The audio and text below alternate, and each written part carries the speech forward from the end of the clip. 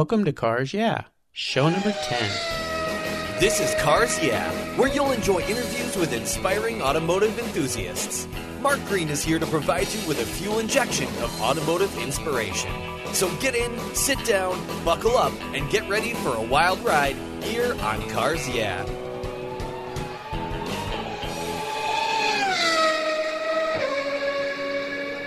Hello, automotive enthusiasts. I am very excited to introduce my special guest today, Dominic Dobson.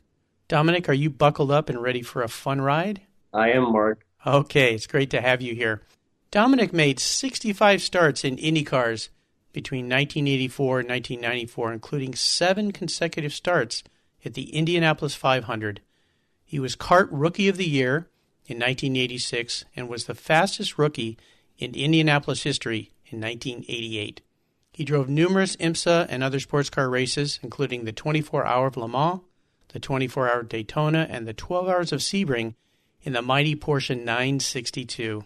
He also raced for 2 years for Dodge in the North American Touring Car Championship, winning numerous races and finishing a close second in the championship in 1996. Dominic was an instructor at the Bob Bondurant School of Driving at Sears Point Raceway and started Zephyr Racing in the mid-'80s. After retiring from racing in 1998, Dominic presided over a multi-million-dollar collection of historic automobiles at the Cavallino Collection and founded Motion Research Corporation. Currently, Dominic is the National Corporate Relations Director for LeMay, America's Car Museum in Tacoma, Washington. So, Dominic, I've told our listeners a little bit about your past, so would you take some time and share a little bit about your history, your racing career, your interests, and your passion for automobiles? Sure, I'd be happy to, Mark. I guess my passion, like many other boys' passion, came from their father, or I was first initially exposed to cars. I grew up in Capitol Hill, part of Seattle, and my father was an engineer for one of the Boeing subcontractors. And I always loved cars and used to go on autocross his Volkswagen Bug, and also was a volunteer quarter marshal out at Pacific Raceways, back when it was called Pacific Raceways in those days. This would have been in the 60s.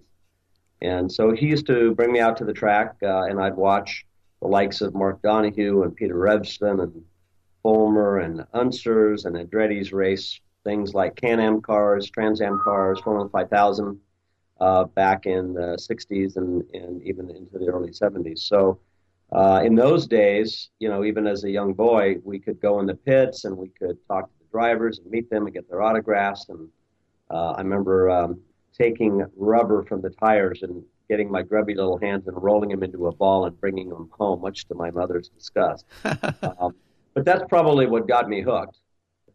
We discovered go-karts in those days, and I think we got our first car. It was a 1958 Sears go-kart with a Briggs & Stratton on it. Actually didn't have an engine on it. We got the engine separately.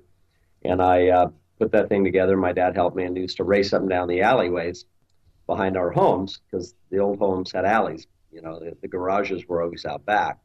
And so that was a lot of fun, and I grew up, just doing that. And we brought that kart out to the track once because we heard there was a go-kart track, a racing track.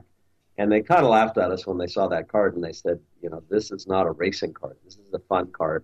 If you want to get a racing kart, here's what you have to do. And they gave us the name of a guy out in North Seattle named John Fay, who was a dealer for Bug, I think, one of the kart manufacturers. And so we ended up getting a used go-kart, and after a couple of ill-fated attempts to make it run right, we finally got out and did my first race. I think I was 10. And so then I was really hooked at that point. I just started racing. Then my younger brother started racing, and then my dad started racing. And so that's just what I did as a teenager. For me, school was all about getting through the basics and spending as much time as possible in auto shop and in metal shop. I ultimately built my own go-kart in metal shop and used it to win the championship in 1975. And that was, I was very proud of that. I ended up selling that kart, and I wish, like a lot of things in life, I would have kept it. It's probably long since gone or hanging from somebody's rafter in their garage in location unknown. But I was just, obsessed with racing. We did it almost every weekend in the summer, and then all winter I'd, work on the karts and rebuild them.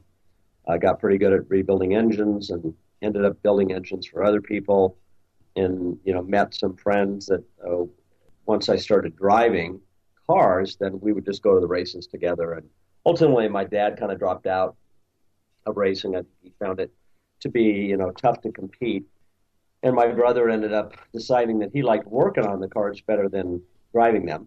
So I kind of went back to racing solo again and just did that. Won a couple championships back in the 70s. And then in those days, you had to be 21 to race sports cars. And I remember finding that quite frustrating. Canada in those days, there was a lot of racing going on. In Vancouver, there was a great track called Westwood and a track up in Victoria, a couple of other ones spread around.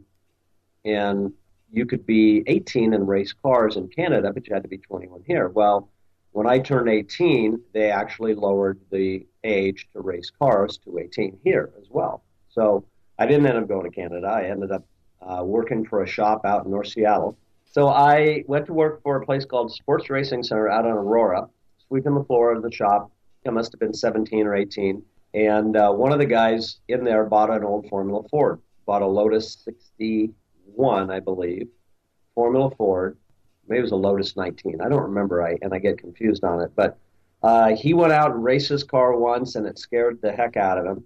So he brought the car into the shop and said, I want to race this car, but I don't want to drive it myself. Is there anyone around here who'd like to race this car? And I just happened to be standing in the right place at the right time. And the fellow who owned the shop at the time looked at me and said, hey, do you want to drive a race car? And I looked at him like, are you kidding me? Of course I do. So I ended up basically driving this guy's car, Formula Ford, and went out to Pacific Raceways and did my rookie test or my first race. They call it a novice in those days, and started racing there. And then we went to Portland, we went to Westwood. I remember my very first race, I got in an argument with the team owner about how much gas to put in the car. He wanted to cut it close to save weight. And I thought, well, why don't we just put in an extra few gallons because it doesn't weigh that much. And if it makes that much difference, then, I probably am too slow anyway. So he won the argument. I ran out of gas while leading on the last lap. Oh, no. And that was a good lesson for me in that, never trust the car owner. Calculate your fuel. Of course, in the later days, we had engineers that would do that. We'd, calculate it down to the last cup. But in those days, it was a little bit of doing it by guesswork. Stick the ruler in the fuel tank, and that's good. Right, exactly. So I then I ended up buying my own car. There was a guy named Pierre Phillips out of Portland, who's actually still around. And his son and I, Tom, became pretty good friends, and he raced a new Lola. Pierre was a dealer for Lola cars out of England. And they were very swoopy and modern and fast relative to the old Lotus that I had. And he had a deal where he would actually guarantee a loan through U.S. Bank, and it cost $6. It was for the UCC filing, and then you made payments to Pierre, and he would co-sign the note. And he always knew where you were and where to find you. And if you didn't make a payment, he'd show up at your door, and that car had to be his car again. And so I ended up buying my first Lola race car. I think it was $11,000, which was a ton of money in those days. I was 19. Made my payments, and about my third race, I crashed it at Westwood. I tangled with a guy, went off and hit a tree, literally ripped the whole suspension off. And literally, before I'd gotten out of that car, there was Pierre Phillips standing over me, asking me how I was going to make my next payment. Oh, my goodness. Wow. Guido showed up. Guido was right there overseeing us, yeah. And I laugh about it now, but at the time, of course, it scared the heck out of me because I didn't know how I was going to do that. I'd first fix the car and make the payments, and, I didn't want to miss too many races. So I ended up taking a job selling real estate, and I actually made some money and fixed that car, made my payments, paid it off ultimately, and then raced that car for a couple of years.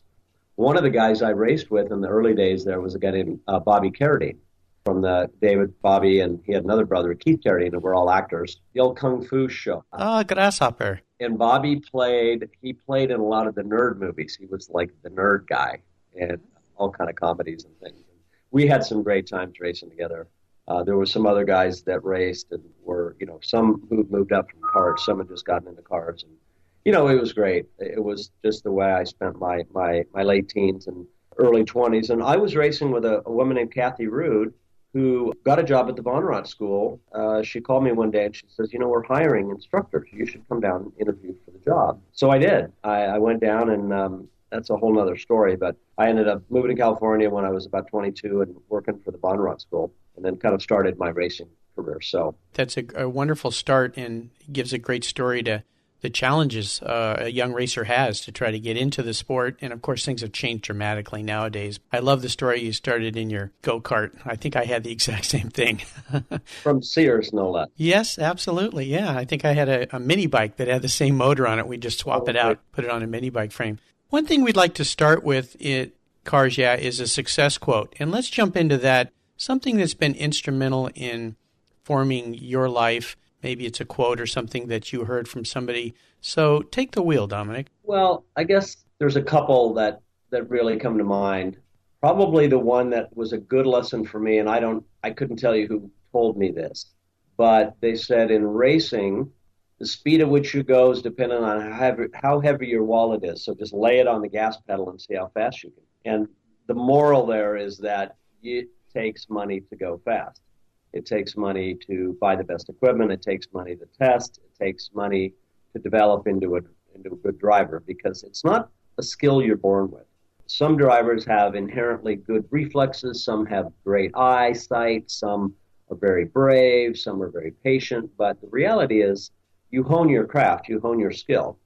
And it takes resources to do that. And that's probably the toughest lesson for all young race drivers, is that you have to have somebody to help support you, either your parents or relatives or sponsors or however you do it, or have to go out and make a lot of money yourself. Well, that's a great segue into a question I always ask people is, how did you incorporate that saying into your life? So let's take it forward into your racing career, because you started to move up in the ranks and race in some very serious racing series, the Indycars and the Porsche 962s, of course. So how could you take that quote about money, and how did you flip that into your professional racing career as you moved forward? Well, I realized very early on that my father had a limited capacity to finance my racing.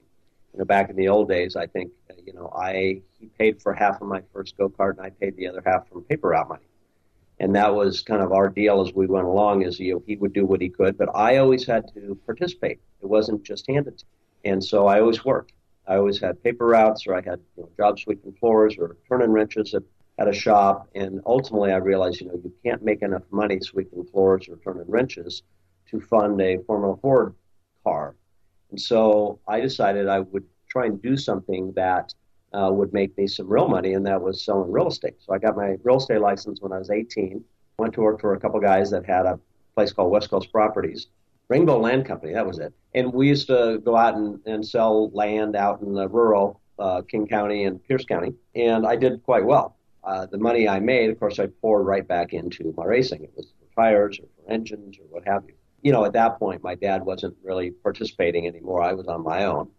I'd moved out of the house and, had my own car and my own trailer and my own tools and everything. So he would come to the races and give me moral support and maybe, help me work on the car. The lesson there for me was that if you don't have, a relative or a sponsor, you have to pay for it yourself. I think I approached some local companies when I was racing my Formula Ford and said, can you help me with a set of tires, or can you help, put a paint job on my car or what have you, and was able to start my kind of selling career at that point as well. And I learned how to fundraise.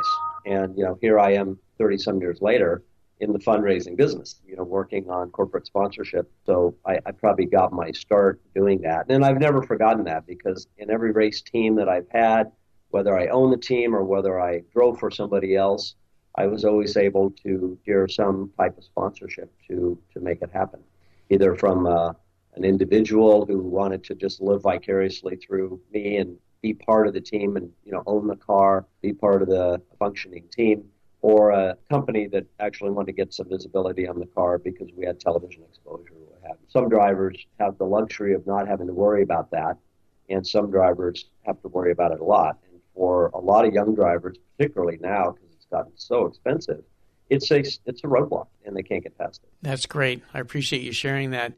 Is there a moment moving back in time when maybe share a story with us that instigated your passion for cars? Tell us about that pivotal moment that made you an automotive enthusiast and how it's enhanced your life. Well, I think probably the one thing that happened, which I'll never forget, was This was a little bit later. I had already started to race go-karts. I wanted to race cars desperately, but I didn't quite know how to do it. So I wrote a letter to some of the famous Formula One drivers of the era, because in those days, of course, we didn't have email, we didn't have texting, so he wrote a letter. So I wrote out a letter longhand. One of the letters I sent was to Jackie Stewart. And I said, I'm a young race go-kart driver in Seattle, Washington, and I want to be a Formula One driver because I was obsessed with F1. Watched every race, and I wanted to race in Formula One. So I just asked him, how I would go about doing that. What was his advice? And of course, most of the drivers never wrote me back, but Jackie Stewart did. And somewhere here in my boxes of stuff, I have that letter from Jackie Stewart. And I remember being so excited when it came in the mail. My mom told me, "You have a letter from England." And I knew exactly what it was. I didn't know which driver it was, but then when I opened it and read the letter, and it was typewritten, typed out by his secretary. I'm sure he dictated it. There was little initials down at the bottom, and he signed it, and it was just basically encouraging me to do whatever I needed to do, work hard, stay in school, drive fast, keep your nose clean, all those kinds of great advice things. And that was a pivotal moment for me. That made me realize that I could do it if I wanted to. And it was really up to me to make that happen, that no one else was going to do it. He was not there to lend a helping hand or send me money or give me a test ride in the Terrell team. But it was words of encouragement, and he said, if you want to do this, you will figure out a way. That's a wonderful story, and it is really telling to everyone that when some young person reaches out to you and they're trying to follow in your footsteps, is take a few moments and offer them some advice. It doesn't take very long, and it means so very, very much, as in your case was probably, or it is that pivotal moment where you went, wow, Jackie wrote me back. And you still have that letter in your box, like you said, somewhere. So I always encourage everyone, if a young person reaches out to you, take that time, give them a phone call, write them a letter. These days, whatever way you want to communicate, it's so important to them. So what a great story. Dominic, at this point, I want to kind of get under the hood a little bit and take a look at your journey and the roads that you've driven down and maybe get our hands a little dirty. Would you share with our listeners a huge challenge, maybe in a failure during your racing career where you were ready to just throw in the oil rag, as they say, and say, I'm done with this? And what pushed you past that breaking point to help you overcome that situation? Racing is full of disappointments in many ways. I have a saying that I would say that at the end of every race weekend, there is one happy set of people, which are the team that won, and 32, in the case of the Indy 500, where there's 33 starters, 32 sets of unhappy people in varying degrees. And often the most unhappy people was the guy that finished second. And the guy that finished 10th may have been really happy because he never finished better than 18th before. But generally speaking, at the end of every race, there are more disappointed drivers and teams than there are happy ones, because only one guy can win, not like a drag race. And of course, I'm talking about sports car racing and oval track racing, which is what I did.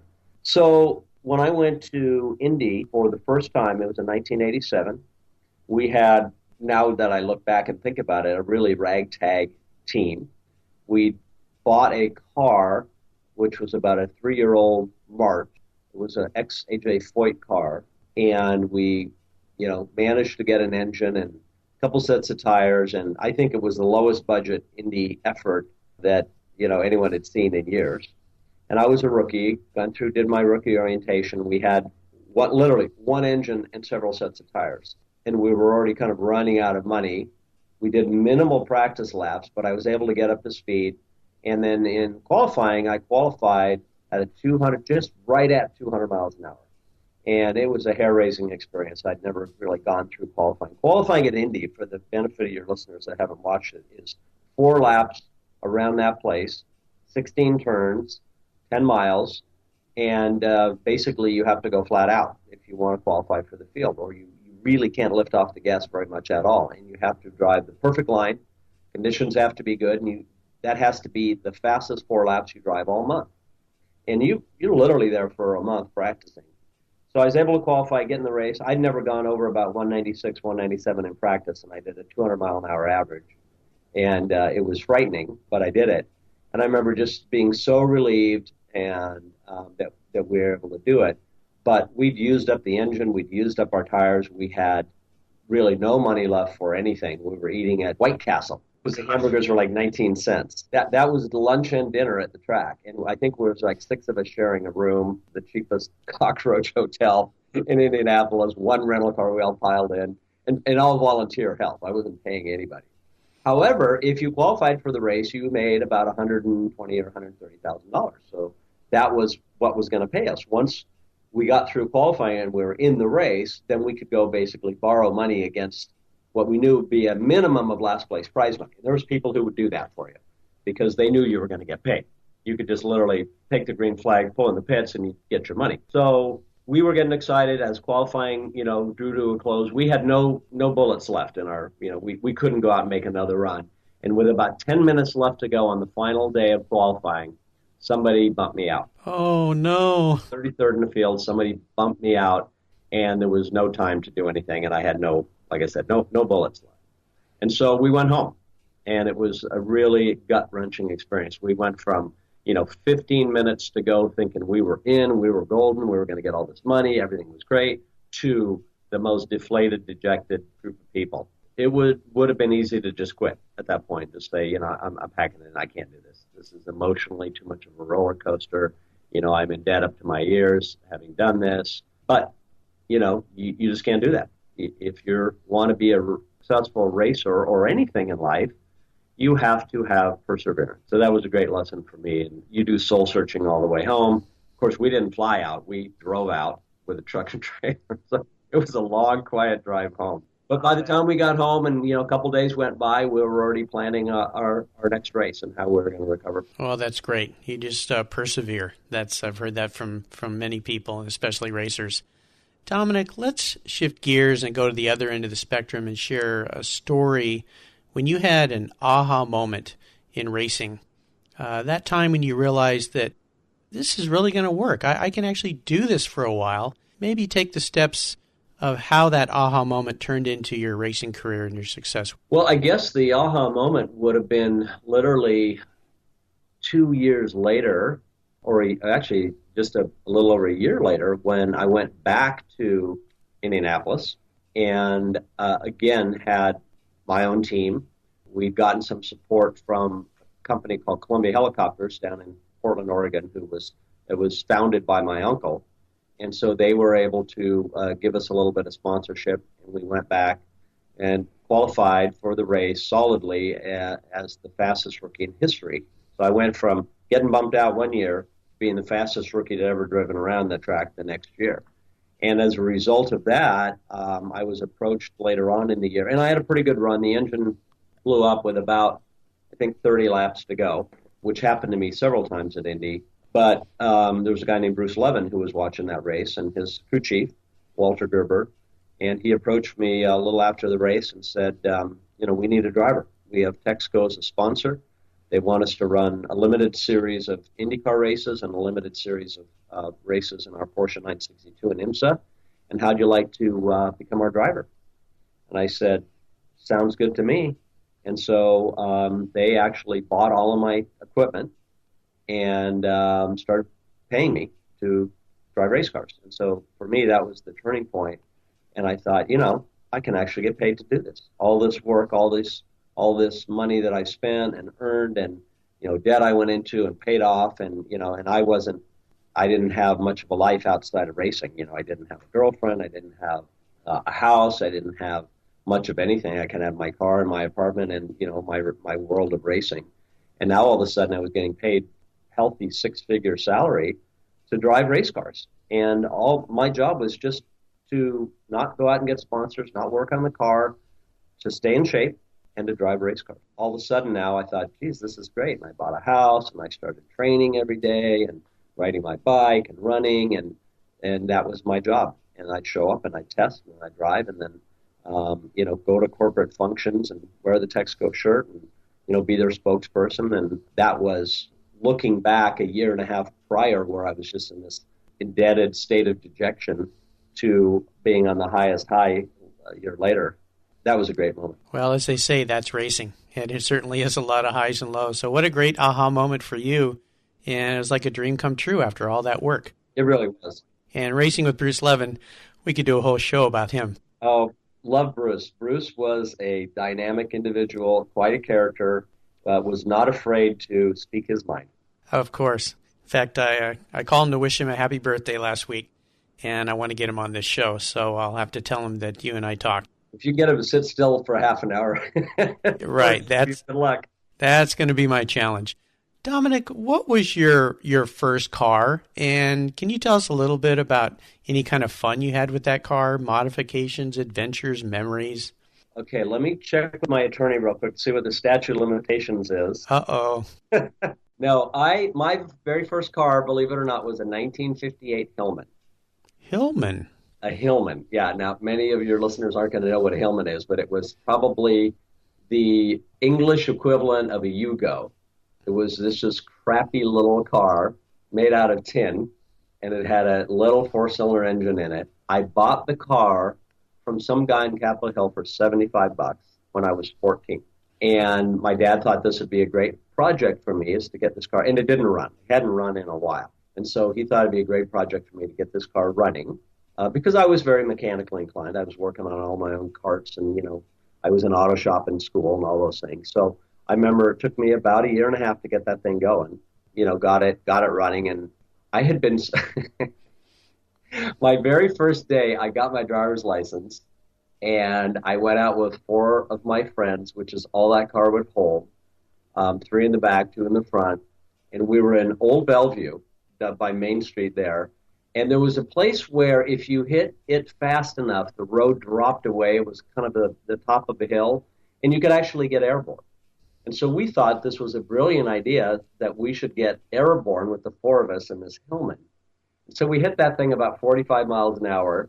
And right at the moment of liftoff, when we probably had a foot of air underneath our tires, I saw the cop sitting on the side of the road with his radar.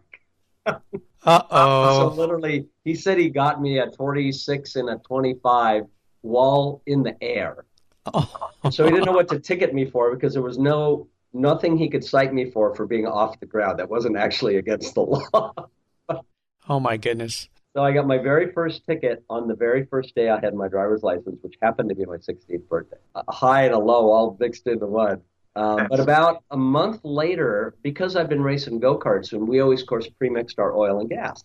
So we never had oil in the engines. We just put it in the gasoline because they were all 2-strokes. So I kind of overlooked the fact that you had to check the oil in this car. And I remember driving back from Bellevue once late at night, and the engine seized up just at the end of the I-90 bridge, and I got stuck. And I'd go find a payphone, call my dad, and have him come pick me up. And that was the end of that car. I think we towed it home and then decided to just bring it to the wrecking yard or something. That's quite a first car story. Thanks for sharing that. Flying through the air on your 16th birthday. I would not encourage anyone else to do that. Of course not. No, we don't endorse that here at Cars Yeah. No. Dominic, what was your most memorable race? Well, I would have to say probably torn between 2. I think my most memorable race was winning the Camel Light race at Mid-Ohio with a guy that had hired me sight unseen. He'd heard about me from someone. I was racing Indycars at the time before I went to work for Bruce Levin, so it must have been in 86 or 87 maybe. And a guy named Charles Morgan, he had this Spice Camel Lights car. He was a pretty good driver, but he hadn't won a lot of races, I don't think. And he asked me if I would come drive with him. And he was tall. He was probably 6'6", maybe, or 5 anyway. And of course, I'm a short little guy. And he drove the car first and was kind of back in, I don't know when he handed me the car, where we were, but we were back in the field a bit.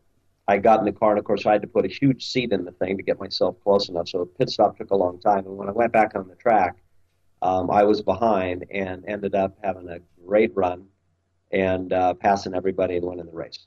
Oh, that's wonderful. What fun. I've never seen a happier guy at the end of that race when he came and gave me a big hug, and I thought he was going to break all my ribs.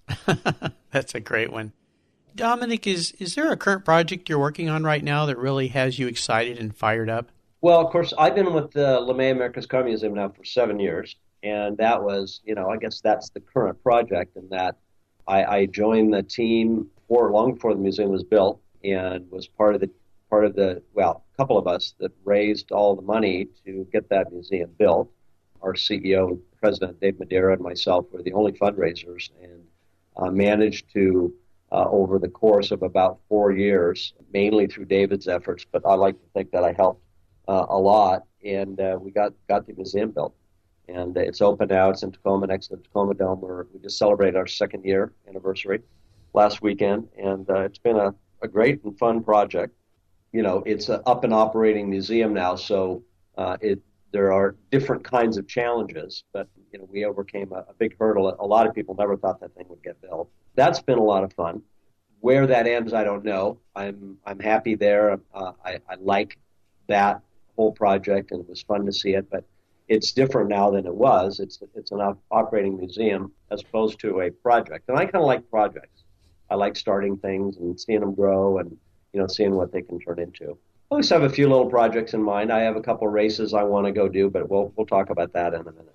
And I'll tell the listeners, if you want to visit a really fun museum and you're in the Seattle area, or go to Tacoma to the LeMay Museum. It is spectacular. I was there a few nights ago and saw you at an event for the 50-year anniversary of the Mustang. That was great fun. So I've been there many times, and it's really an enjoyable museum to visit. It's an amazing collection of cars. So make sure you stop there next time you're in the Pacific Northwest. Dominic, we're in a part of the show now that I like to call the last lap. And this part of the show, I have you give me quick blip of the throttle answers. So are you ready? I'm ready. Okay. What was holding you back from becoming a racer? Well, it was money. I think plain and simple. It wasn't a lack of desire or any fear on my part. What was the best racing advice you ever received, and who was it from? It was from a driver that I got to know quite well when I was young. His advice was very simple: don't look back. There's a great quote by Ayrton Senna: "The past is just data. I only see the future." Same idea. Can you share with us one of your personal habits that you believe contributes to your success? I try to persevere. I try to not take no for an answer. I try to never give up. That's great. Do you have a resource that you could share with our listeners that you're really fond of, maybe a website or restoration shop or something that would benefit an automotive enthusiast? I guess there's many websites. I have a passion for cars and old cars now. I've really kind of fallen in love with a lot of old cars, and so I tend to visit sites that have old cars, and I buy and sell and broker some cars from my own website as a sideline, and I put on events. And so I probably, when I turn my browser on my work one goes to the LeMay Museum.org, and my home one goes to DobsonMotorsport.com. Two websites I probably spend more time on than any. Is that a shameless plug? Not at all. In fact, we'll make sure we put those up on your show notes page so people can find both those links. Is there a book maybe that you've read recently that you'd recommend to our listeners? Well, of course, most of your listeners have probably already read The Art of Racing in the Rain, but I just thought that was one of the greatest books ever that I read about racing. All right. Well, now we're up to the checkered flag, which I know you like checkered flags. Every racer likes checkered flags. So this is the last question. Well, only if you're leading. Only if you're leading, absolutely. We'll put that quote up there as well. So, Dominic, this last question can sometimes be a challenge for a car person, a car fanatic like yourself, and it's a real doozy. If you could have only one collector car in your garage, something that you couldn't sell to buy other cars with, what would it be and why? And the gears are turning. Yeah, I mean, I have my favorite car, and I have the privilege of driving the car, and I have a picture of myself. I have very few pictures of myself driving race cars on my wall. I have a few, but the one that hangs, I'm looking at it right now, it's 1957 Ferrari 315S, winner of the 1957 Mille Miglia. Oh, beautiful. And it is a spectacular, fabulous car that sounds as good as it looks, and they only ever made one. There's only one on the planet, and that's the car I'd want in my garage. Okay, there you go. Well, Dominic, you've taken us on a great ride today, and I've really enjoyed your stories. I want to thank you for sharing your journey with our listeners and with me. If you could give us one parting piece of guidance before you drive off into the sunset and let our listeners know the best way they can get a hold of you, and then we'll say goodbye. I would say to your listeners, if you want to go racing, put your foot down and don't look back. That's great. And we'll make sure that we post the LeMay and Dobson Motorsports. Is that correct? DobsonMotorsport.com. Okay, we'll make sure we put that up. Listeners, you can find all these links we've talked about here today, carsyeah.com/Dominic Dobson. You can listen to this interview there and read a little bit more about Dominic. So, Dominic, I want to thank you for being so generous with your time and your expertise and sharing your story with us. Until we talk again, we'll see you down the road. Thank you, Mark. Thank you so much for joining us on today's ride here at Cars Yeah. Drive on over to carsyeah.com to find show notes and inspiring automotive fun. Download your free copy of Filler Up, a fun book filled with gorgeous photographs of fuel filler fun, including quotes from more inspiring automotive enthusiasts. Download your copy today, and we'll see you next time on Cars Yeah.